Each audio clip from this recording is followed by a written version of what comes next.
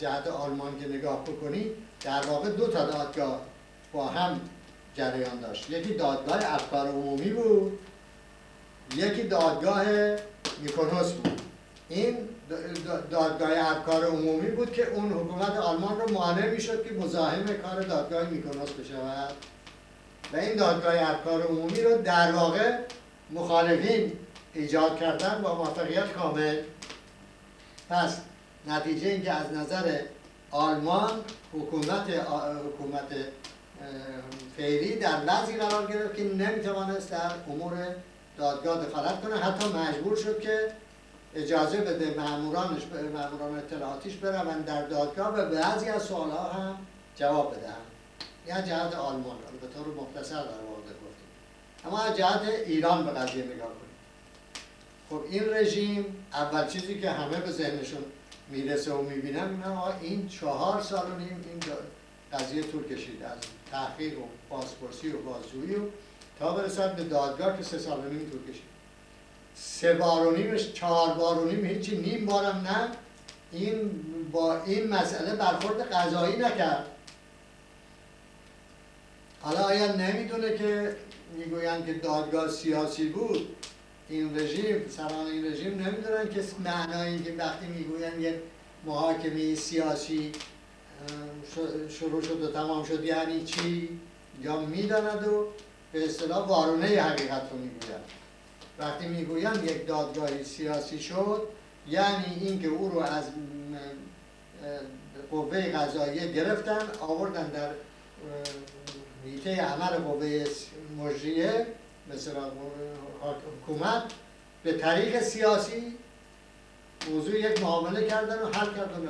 این روش میگن سیاسی کردن، نه اینکه اشخاص سیاسی بروند در یک خط سیاسی شهادت بدن. خب جای اوناست دیگه، غیر من کی میخواد بره تو دادگاه شهادت بده؟ این خط عشقی که نبوده، که نمیدونم خط دزدی که نبوده، نمیدونم عده‌ای مست نکرده بودن که به جان هم بیفتن. یه خط سیاسی بوده.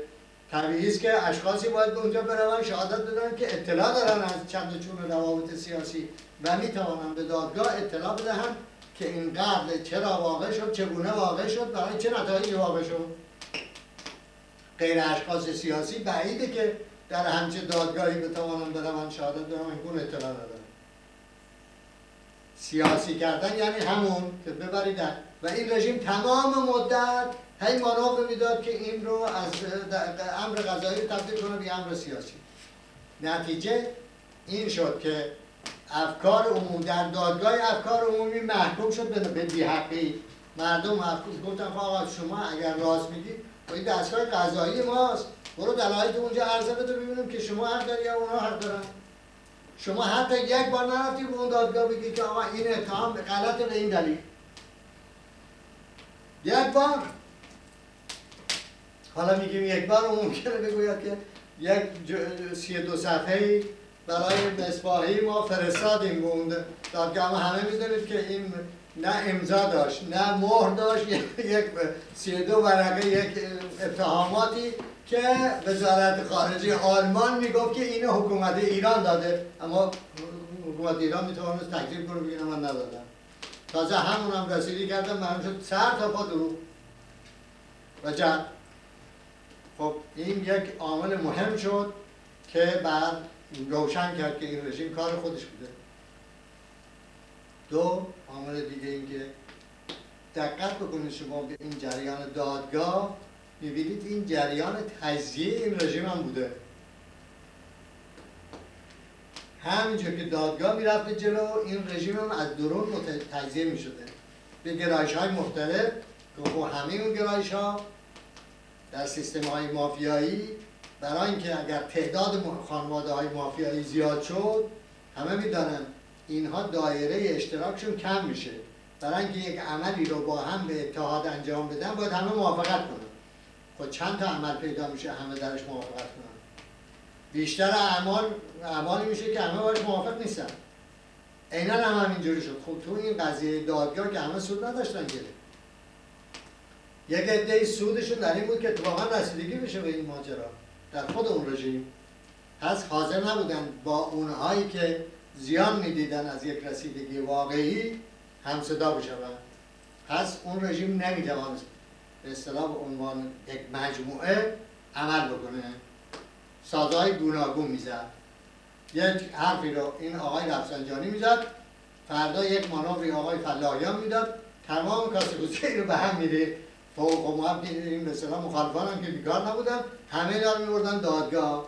خود دادگاه میدید عجب اطلاعات مفتی بی قیمت این رژیم با دعواهای درونیش در اختیار میگذاره. تشویق میشد که بره دورتر. بره دورتر. نمیتوانست نره دیگه. وقتی شما وزیر اطلاعاتت میاد یک حرفی میزند و دادگاه این رو میذاری جلو دادگاه نمیتونه بگه که انشاءالله گربت که باید بره ببینه خب این ربطش با بقیه اطلاعات چیست و در بیاره ماجرا رو.